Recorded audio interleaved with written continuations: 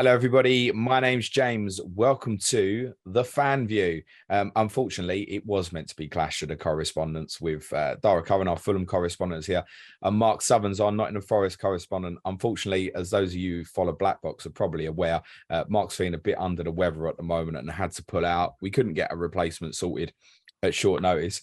So I'm delighted to say Dara does join me, and we're just going to have an extended chat about Fulham, who I've got top of my fixture difficulty rating for the next 6 and the next 7. How are you, Dara? I am very good, very good. How you feeling about the start, mate? I think it's better than we're in a better position than where I thought we might be coming out of that tricky 7-8 games at the start of the season. Yeah, really in a good position, and now have a nice run of fixtures to hopefully, improve on that and consolidate our position, really. You're 10th. You've won 2, drawn 2, lost 2, scored 9, conceded 9, got 8 points. It's proper mid-table form, isn't it? I don't know. It couldn't really have been much better when you take into everything in consideration that we lost Harry Wilson and Manor Sullivan at the start of the season as well. Like, they're yet to come back in, and the tricky fixtures that we've had. I mean, it could have even been better. We possibly could have got more from Liverpool. A penalty miss away from 3 points against Wolves, even though we probably didn't deserve it. But like, it could have been even better. But very happy with where we are at the moment. Wolves are the only team you've played with who are not above you at the moment. Despite that, all the other 5 are all above you currently. So I think when we look at the fixtures you've had 3 of the big 6. You were beaten narrowly at Arsenal and Tottenham. You obviously had the lead at Arsenal. You drew with Liverpool, played great opening day, draw at Wolves, beat Brentford at home, beat Brighton at home, the only side to beat Brighton so far. You must be absolutely delighted with that, mate. Yeah, absolutely chuffed. I think the positive note as well, considering the teams that we've played, is that we've not ever been out of a game, that we've always kind of had a sniff. Even though I think Spurs is probably our worst performance of the season. I was going to say you shouldn't have had that sniff at our place. But it could have gotten away from us, definitely. But we still managed to make it a bit shaky towards the end. Yep. Just a save from Lloris could have snatched something, an improbable draw, really. But very, very happy with our start. Yeah, no, it's been great. And now you come into part of the reason you were organised to come on Clash of the Correspondents now is this brilliant run of fixtures coming up. Or is it? We look at Forest away, Newcastle at home, West Ham away as the next 3. What's your expectations from those 3 specifically?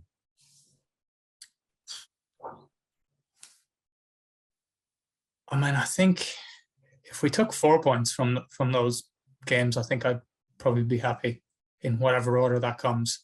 I think realistically, I think Marco Silva wants to win every single game that he's going into, and he'll probably set up to do so. But I guess it depends. We've got a few more players in, and a little bit that extra week probably has been good to bet in some of those new players. Like, we'll probably touch on later who might feature a little bit more. But I think from the opening games, we really lacked that depth because of the way we play, our pressing and all the work that we're putting into the games. We were tiring come 60, 70 minutes, and there just wasn't the quality on the bench to reach. Yeah, no, I understand that. Yeah, I think hopefully there'll be more legs, more bodies to call on. But there's a block of fixtures coming up to the World Cup. Following those next 3, Forest away, Newcastle at home, West Ham away, Bournemouth at home, Villa at home, Leeds away, Everton at home. When you take that block of 4 after the next 3, Bournemouth, Villa and Everton all at home inside 4 fixtures before you meet the 2 Manchester clubs before the World Cup. It's very difficult to say at this point in time because anything can happen. Like, there's certain teams who've looked really poor at the start of the season and are probably just going to come into form, and that could happen for the likes of Everton, Villa and whoever else that we need to play. Even United at one stage looked like they were going to have a disastrous season, and look where they are now. Yeah, no, absolutely. He could have a great turnaround with a new manager. You just don't know what's going to happen. So on paper, it looks great. Whether it pans out that way. With that in mind, was there even greater disappointment? I'm sure all of us felt it anyway, but even greater disappointment, particularly for yourselves, that the Chelsea game was called off in a moment where they've just changed manager. Yeah, at the start of the week, I think a lot of Fulham fans would have been positive that we could have got something from the game. And then the news comes out, Tuchel gone. Oh, that changes things. Next thing, rumours of postponements. That's not ideal for us, is it? So, yeah, I mean, look, it is what it is. We'll play them whenever it is next year. But I think there wasn't a better opportunity really to try to catch them on the hop. Yeah, quite agree. You'd already beat a Potter team once already this season, mate. Was there signs in the Tottenham game that concerns you? Because you had already mentioned it was probably your worst performance of the season. It's worth saying it was our best as well. So you had that match of we played well, you didn't play great on the day. And it was, or was it a case that it was at the end of a difficult week for you after the Arsenal and Brighton games and it was just one game too many quickly? It's very possible it was that. I don't think the energy levels were there. The intensity wasn't quite there. The other thing to note is that Spurs just didn't really press. They kind of were content to sit back, and we happened to have, I think it may have been either the most possession that we've had this season or the second most.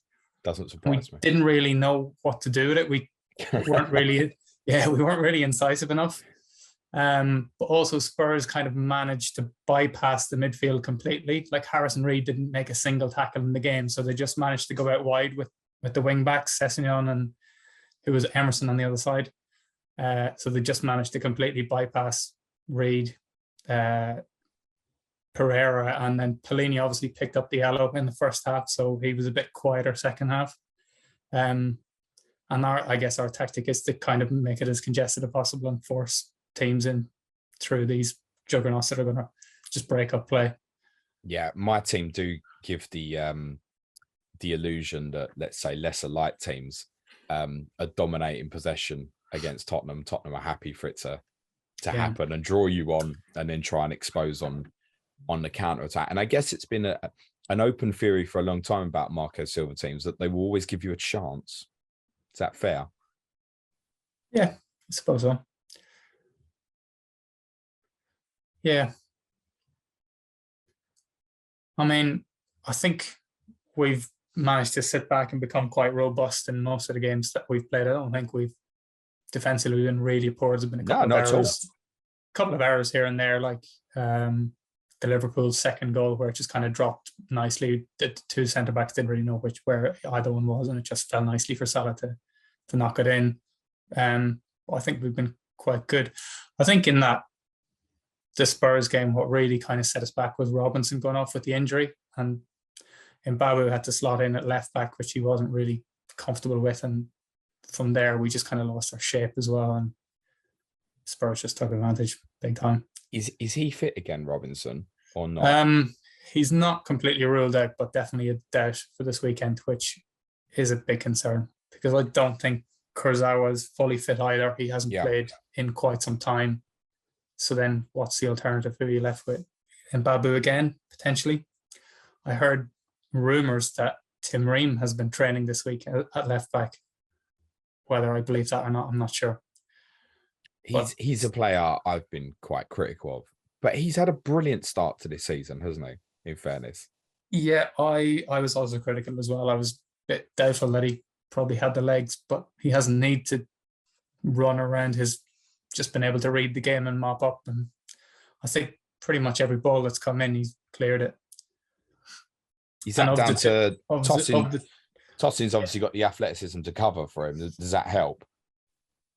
Yeah, I mean, even was it the Arsenal game? He stretched and came back from mid a block on one of the challenges. Who was it? I think it was Martinelli coming in on goal. It looked like he did his back in or something in the process. But I have to say, of the two centre backs, the one that might be dropped first would be Tosin if you were going to drop anybody. Really?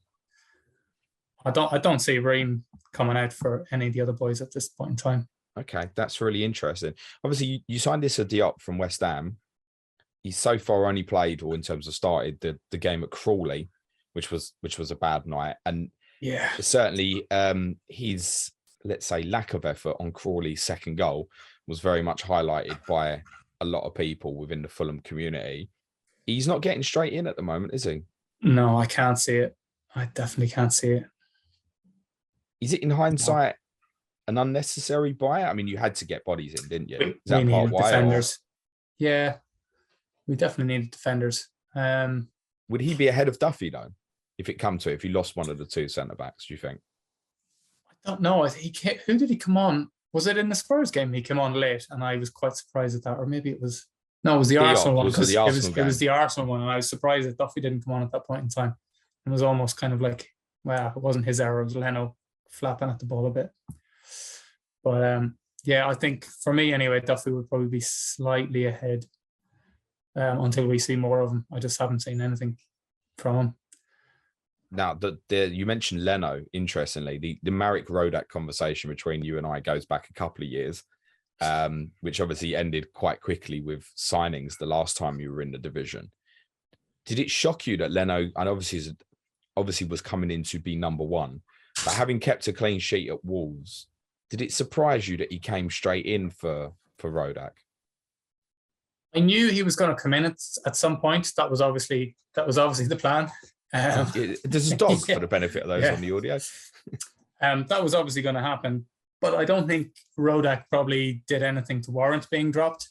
And then in the following games, it didn't really become evident what Leno offered, whether he really offered much more. But that Spurs game, he really came into his own and showed what he can do.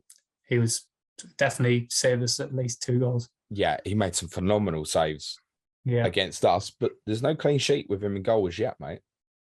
Not yet. But then again, look at you saying what's the opposition that we faced so far. Yeah, it's fair. So very fair. Yeah, one of them was a penalty against a penalty. So yeah, I mean, like, we've mentioned obviously left back with. I mean, is the intention for Robertson to stay first choice, or is this a case of getting Kurzawa fit? No, I think at this point in time, it's Robinson's spot. Definitely. And does that apply the same with the other side with Kenny Tete and yeah. Mbabu?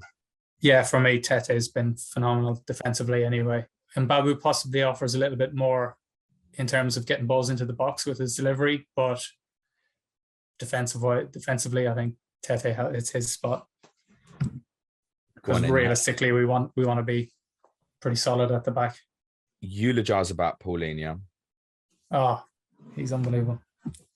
He's great. Phenomenal. Yeah. How did you get hold of him, phenomenal. Mate?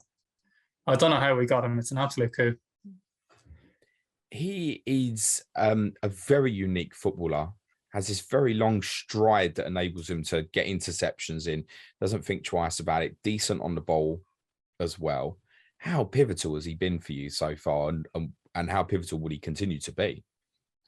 He's absolutely massive. I mean, just every single game, interceptions, breaking up play. He just seems to like wrap his leg around players in a certain way that just nicks the ball. I don't know how he does it. I guess the only worry is he's obviously on 4 yellows, and at the rate he's going to miss quite a few games. He's going to miss Newcastle in Gameweek 9, mate. So yeah, I think when he's not in the team, that'll really show how well we can cope without him, or if we can cope without him. Is that benefiting worry. Harrison Reid, having that presence next to him, do you think?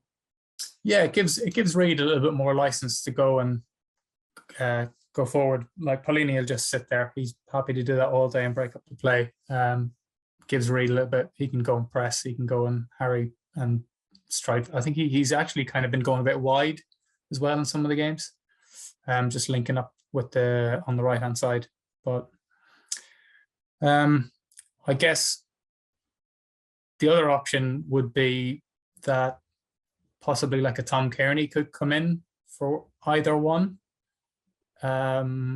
because of the fixture run that we have. And if we deem that we might have more possession against these teams, we might need a player with a little bit more about him on the ball.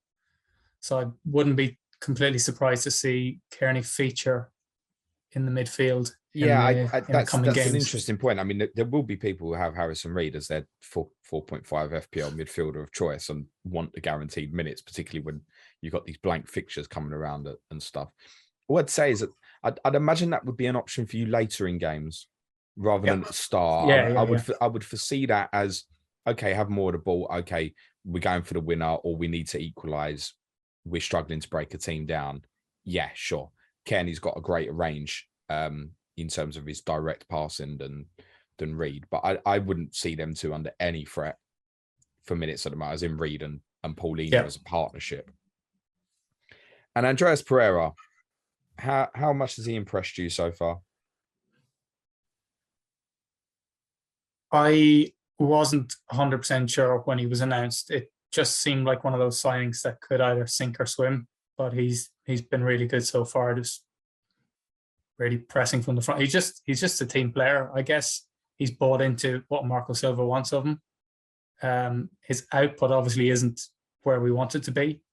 But in terms of just his running and his pressing and breaking forward with the ball, he's exactly what we needed, really. Can you elaborate on the output's not what you want it to be? Well, his shooting's horrific, isn't it? And he's on he likes a shot. Yeah, it's not great though. I mean, he's on all set pieces, and what's he got? 1 assist. 2, technically, if you include the Lewis Duncan goal. Yeah, fair. I think he should be doing better, considering the positions that he's playing on the pitch and the number of balls that he's whipping into the box. We should be expecting a bit more. I know it's only 4.5 midfielder, but it regardless of the price for what he's doing, he should probably be doing more, or his end product should be better. Do you own him in FPL? I take it you do. Yeah. He's a gift. Are you starting him this week?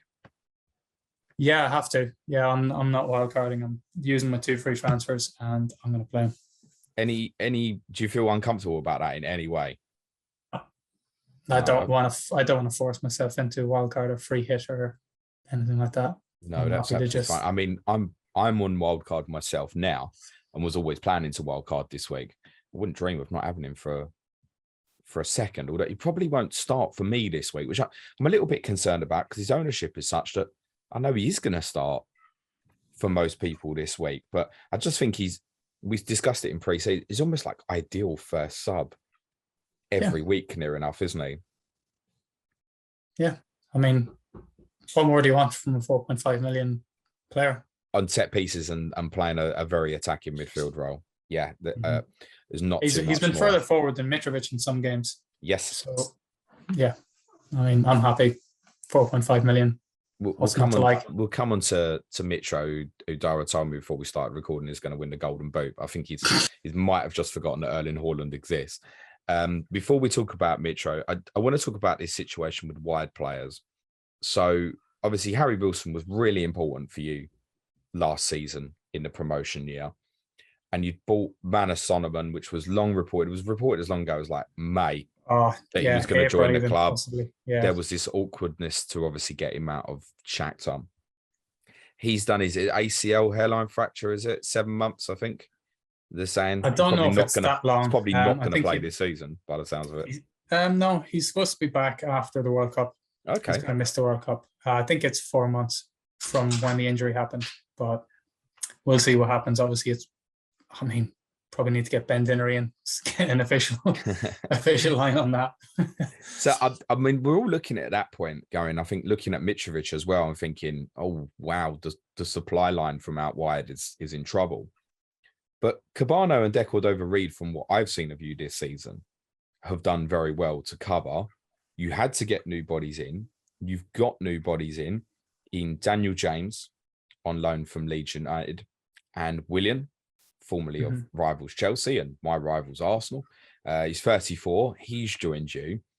What do you see happening in those wide positions now with the 4 while they're fit?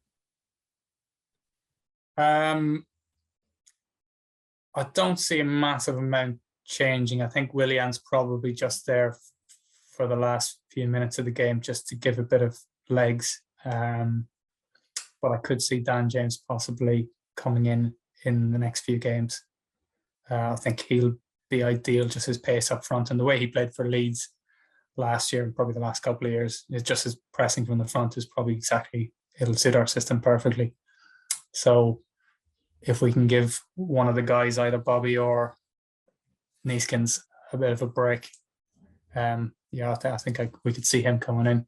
I think some damage. Bar the wide positions, it feels to me at the moment, bar perhaps Robinson's injury status, the team kind of picks itself right now. Yeah. The only debate is this: is he going to bring one of these wide boys into the team? What would you want to see in those positions on the team sheet at Forest Friday night? I think. Let me think. Where have we got on it? Depends which side he plays, I guess. I think I'd probably like to see Dan James feature from the start. Yeah. I think if we can press them back and pen them in and put them under pressure, they look like they don't really know what to do, and they get a bit. Yeah, they get under pressure, and I think we can get in their faces and cause them some trouble. And who on the other side? I'd probably just go Kebano just for the pace alone. I think if we can utilize that pace, we can possibly get in behind them. Okay. And Mitrovic, obviously you've crowned him as Golden Boot winner this season. Obviously. How can I not have him on this wild card, Dara? Talk me out of it. I don't think I can. I don't want you to anyway. I don't think I can, to be honest. Not for, what is he now, 6'7" maybe? Yeah, and he's going to go up. Well, no, he's up to 6'9" now. There's every chance he'll be 7. I think maybe not before deadline, but I think possibly Saturday morning he may well be. I'm up and following that one. 7. I think for that alone, if he's ticking over, even if it's one every second game. Well, he's doing better than that currently, isn't he?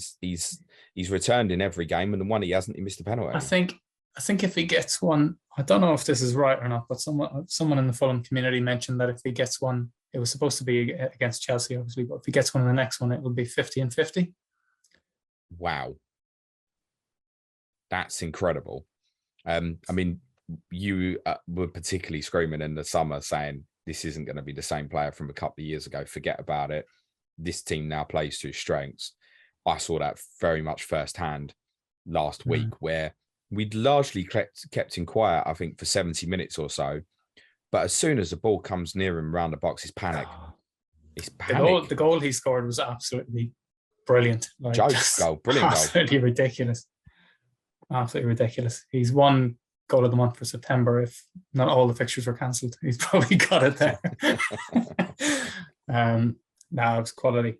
Yeah, I don't know. He's bullying defenders as well. I don't know if you've noticed, but he's tending to stay like more out on the wing or on the back post when the ball's coming in. So it's not the centre backs that are having to deal with him. Yeah. It's the fullbacks, and they're just not able for it. So he's ghosting in behind them and powering over the top. I think it's worth saying, because we play free at the back, that actually helped us a little bit in terms of trying to deal with him. But I mean, eventually he mugged Romero off which is no easy feat to do, to score the goal at White Hart Lane. I'm just thinking, obviously, Forest will play a back three this coming week as well, but most don't. I'd highlighted before the Arsenal game, I mean, he didn't play, did he, Zinchenko in the end? But exactly that. You think, can they work Mitrovic on Zinchenko on the back post, for example? And there are games definitely coming up where you'd look at that sort of thing. I mean, I wonder if when you play Newcastle, if they'll play like Dan Burn at left back, or even shunt to a back three to have Botman and Schär as well, because you're literally thinking so much about how to deal with him. If the ball is right and he's one-on-one, he's almost unstoppable. Yeah, he's in. His confidence is just up at the moment. Like, you can see it even after missing the penalty against Wolves, like 2 seasons ago. That would have been it. The head would have gone down. But to bounce back, like in the Brentford game, he missed so many chances. Like, David Raya was unbelievable in that game, and he could have had 2 or 3. And just to keep plugging away, he looked absolutely shot. Like, on 80 minutes, he looked like all the energy had gone from him. He just kept plugging away and got his goal. And it was very similar to the Trent one, just playing on the last defender, getting over the top. It wasn't even a defender; it was De Silva, wasn't it? Or it was someone else. Where would you stand on him versus, say, Tony or versus Isak for those on wildcard now? Would you back him, or is there any doubts? I'm definitely having him, but I have considered one of the other two. I don't know. It's hard to break. Like, you kind of almost have to have Haaland in one of those other spots, and then most people have Jesus. So are you going to drop Jesus? Don't know. I am. I probably will. I probably will actually. I think a lot of people are. Yeah. I don't know. I haven't seen enough of Isak to really jump in. I might just wait and see what happens there. I think it's part timing as well, knowing that they've got It's the Bournemouth this fixtures. week and then yourself, then Brentford at home. It's a good free for Newcastle as well. My solution is possibly to have both, but I think timing wise now, he's a better choice than Tony looking at Brentford's upcoming fixtures. Yes, they have Bournemouth away in 10, but otherwise you've got Arsenal, Newcastle, Brighton, Chelsea as the rest of the makeup with their next 5. So I mean, if on fixtures, it's not even a comparison at the moment. It would be Mitrovic or Isak. That's not to say that Tony owners should definitely move that, though. I don't think. But I think if you're buying new, I think he'll still take away. Now. Yeah, I wanted to ask you about game week 11. Dara, Liverpool and Manchester City play each other. At the moment, and it's not to say it will stay this way, but there is a perma-cap Haaland feeling going around more and more now. But City playing Liverpool in game week 11 will make people look elsewhere. One option is to look at Tottenham at home to Everton, potentially the likes of Kane, or if Heung-min Son can remember where the net is. Is Mitrovic viable for captaincy at home to Bournemouth in that game week? Would you feel comfortable? Would you feel comfortable if I said to you now, right, you're captain Mitrovic game week 11? I don't see why not, especially if he continues this form. I mean, I've seen polls knocking around today, and he's second to Kane, and Kane took up like 50% of the vote, and Mitrovic was there in about 35, and that included some big name players in that poll.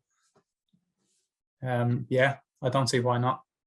Yeah, I think that's very much worth bearing in mind, and even obviously with Arsenal and City not playing each other now, Villa at home in 12. He's not a terrible fixture, and we don't have to worry with him about rotation in any way here, do we? No, he's playing 80, 90 minutes every single game. It's worth saying, just as a note, Carlos Vinicius, who was obviously at our place, came on very late in the game against us and wanted to fight. And I should add fairly, wanted to fight everyone. He was so physical. And the two of them together, I mean, Vinicius bulked up a lot since he was with us. He really has. He almost looks like an ideal understudy, actually, to come in if something happens to Mitrovic. And a little bit like that game where you're throwing the kitchen sink at us, to use the two of them together late in games. I mean, it's a distraction that's only going to help Mitrovic, isn't it? If that's used. Yeah, he's a nice option to go to. You offer something a bit different to Mitrovic, just a different profile. I think Muniz, who's gone out on loan, was just a little bit too similar and maybe young. So it's nice to have someone in there with a bit of pace that offers a little bit of something. Well, I don't know how much we're going to see. I think it'll be, again, if we're chasing the game last 15, 20 minutes or whatever, we'll see Vinicius come in.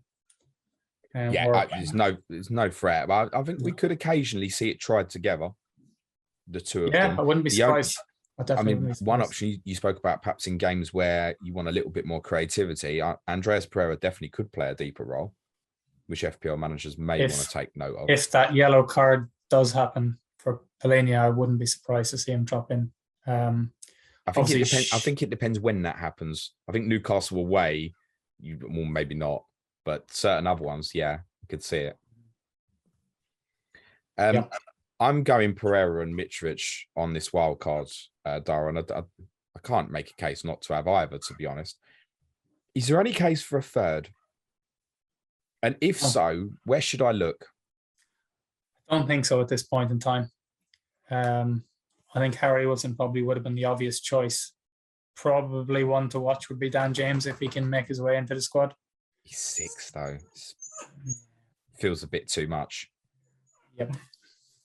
Yeah, that's possibly it. I don't know if I could go defender. I don't think anybody would go defender, considering you've got other players that are like Fofana for 4.5. You say that, but then interestingly, like, a lot of people will need cover for this week, and a lot of people will need cover for game week 12 with Arsenal Man City off. And the two respective fixtures are Forest away and Villa at home. It's not terrible, mate. It's not terrible if you have to use in those 2 weeks. I can think of worse options, but yeah, I won't be going to Fulham defensive. If I had to go one, What would you recommend? Is it Tete? Yeah, probably at this point in time. I mean, Robinson would be probably the one, but he's injured. Yeah. Yeah, that's fair. Before I let you go, Dara, I just want to get your opinion on the other two clubs who've been promoted. Thoughts firstly on Forest and Fulham accusations in the sense of gone and bought the whole world. How do you feel about them and their prospects? I don't really know what to make of them, to be honest, because I'm not even sure what their best 11 is at this point in time. There's definitely some comparisons to 2 years ago, but I think they've just took it to another level and, like as you say, bought half the world.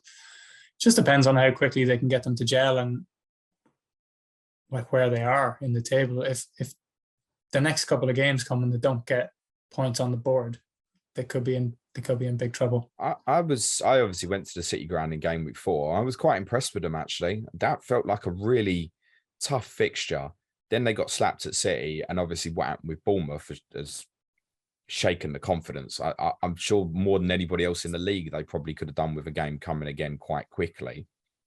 I wonder how that will affect the atmosphere for this game on Friday night, because both teams will be looking at it thinking they've got to win. Both teams, I think the City fans will be right up for this.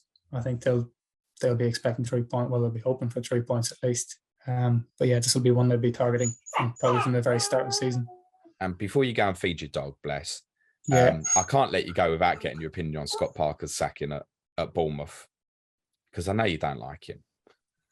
I don't just rate him. I just don't rate him as a manager, to be honest. Look, it is what it is.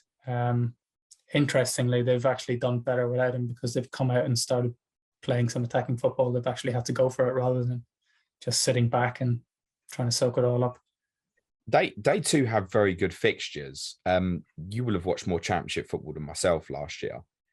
Thoughts on Solanke, just briefly? Could he be a Mitrovic light, do you think, over these next few weeks? They've got good fixtures as well. At the start of the season, I probably would have considered him maybe a little bit more with these fixtures coming up, but we've just got so many options up front now. I don't know if you can put him in. I don't know if you could, just that little bit extra up front is probably worth it. Yeah, that's fair, mate. Okay, let's do what we'd normally do on Clash of Correspondents. Give us a correct score prediction for Friday night, mate. I don't know about this one. I think it could be a close one. I'm just going to go for 1-0 Fulham. I'm going to go 1-1. I think I'm going to bottle it, and I don't think that would be a bad result for you, mate. And absolutely not. I'm quite excited. I think it's a more important game for Forest than it is for you in certain ways. Yeah, I think if we don't lose it, we're fixtures all coming right. up as well. Yeah, I agree, mate. Brilliant. Where can everyone follow you on the Bird at, Dara? At the Tinkermen, you can follow me on there. Good man. Thank you so much for your time, mate. And obviously, we both want to wish Mark well. Speak soon, my friend, if you're listening. And I'll be back with Suj tomorrow talking about this wild card that I'm on. I can say, Andreas Pereira and Mitrovic will be in it, but I'll be revealing which other 13 names I intend to go with. Just leaves me to say thanks again to Dara. Cue music, please, man child.